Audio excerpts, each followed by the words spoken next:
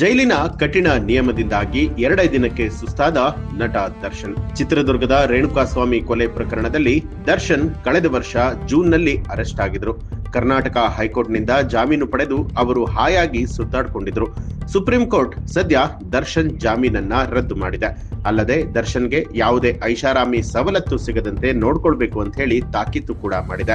ಈ ಕಾರಣದಿಂದಲೇ ದರ್ಶನ್ ಜೈಲಿನಲ್ಲಿ ಸಾಕಷ್ಟು ತೊಂದರೆಗಳನ್ನ ಎದುರಿಸಬೇಕಾದ ಪರಿಸ್ಥಿತಿ ಕೂಡ ಉಂಟಾಗಿರುವಂತದ್ದು. ದರ್ಶನ್ ಅವರನ್ನ ಬೆಂಗಳೂರಿನ ಪರಪ್ಪನ ಅಗ್ರಹಾರ ಜೈಲಿನಲ್ಲಿ ಇಡಲಾಗಿದೆ. ದರ್ಶನ್ ಆರಂಭದಲ್ಲಿ ಇಲ್ಲೇ ಇದ್ರು. ಅವರಿಗೆ ಐಷಾರಾಮಿ ಸವಲತ್ತುಗಳನ್ನ ಒದಗಿಸಲಾಗಿತ್ತು. ಇದರ ಫೋಟೋಗಳು ಕೂಡ ಮಾಧ್ಯಮಗಳಲ್ಲಿ ಸಾಕಷ್ಟು ವೈರಲ್ ಕೂಡ ಆಗಿತ್ತು. ಈ ಪ್ರಕರಣದಲ್ಲಿ ಕೇಸ್ ಕೂಡ ದಾಖಲಾಗಿತ್ತು. ಈ ವಿಚಾರವನ್ನ ಗಮನಿಸಿದಂತಹ ಸುಪ್ರೀಂ ಕೋರ್ಟ್ ದರ್ಶನ್ಗೆ ಇದೀಗ ಯಾವುದೇ ಸವಲತ್ತುಗಳು ಸಿಗದಂತೆ ನೋಡಿಕೊಳ್ಳಿ ಅಂತ ಹೇಳಿ ತಾಕೀತನ್ನ ಮಾಡಿದ. ಈ ಬಾರಿ ಜೈಲಿನ ಮ್ಯಾನ್ಯುಯಲ್ ಪ್ರಕಾರವೇ ಅಧಿಕಾರಿಗಳು ದರ್ಶನ್ ಅವರನ್ನ ನಡೆಸಿಕೊಳ್ಬೇಕು. ಕಟ್ಟುನಿಟ್ಟಾಗಿ ಅವರಿಗೆ ಜೈಲು ಊಟವನ್ನೇ ಕೊಡಬೇಕಾಗಿದೆ. ಮನೆಯಿಂದ ಯಾವುದೇ ಊಟವನ್ನ ತರಿಸುವಂತೆ ಇಲ್ಲ ಅಂತಲೂ ಕೂಡ ಹೇಳಲಾಗಿರುವಂತದ್ದು. ಇನ್ನು ಜೈಲಿನ ಮೆನುವಿನಂತೆ ಊಟ ತಿಂಡಿಯನ್ನ ನೀಡಲಾಗ್ತಾ ಇದೆ. ಕಳೆದ ಬಾರಿ ಮನೆ ಊಟದ ವ್ಯವಸ್ಥೆಯನ್ನ ಮಾಡಲಾಗಿತ್ತು. ಆದ್ರೆ ಈ ಬಾರಿ ಅದಕ್ಕೂ ಕೂಡ ಬ್ರೇಕ್ ಬಿದ್ದಂತಾಗಿದೆ. ದರ್ಶನ್ ಅವರ ರೇಣುಕಾಸ್ವಾಮಿ ಕೊಲೆ ಪ್ರಕರಣದ ಜಾಮೀನನ್ನ ಸುಪ್ರೀಂ ಕೋರ್ಟ್ ರದ್ದುಗೊಳಿಸಿದೆ. ಈ ಮೊದಲು ಅವರಿಗೆ ಒದಗಿಸಲಾಗಿದ್ದ ವಿಶೇಷ ಸವಲತ್ತುಗಳನ್ನ ನಿಲ್ಲಿಸಿ ಕಟ್ಟುನಿಟ್ಟಿನ ಜೈಲು ನಿಯಮಗಳನ್ನ ಪಾಲಿಸಬೇಕು ಅನ್ನುವಂತ ಆದೇಶ ಕೂಡ ಹೊರಡಿಸಲಾಗಿರುವಂತದ್ದು.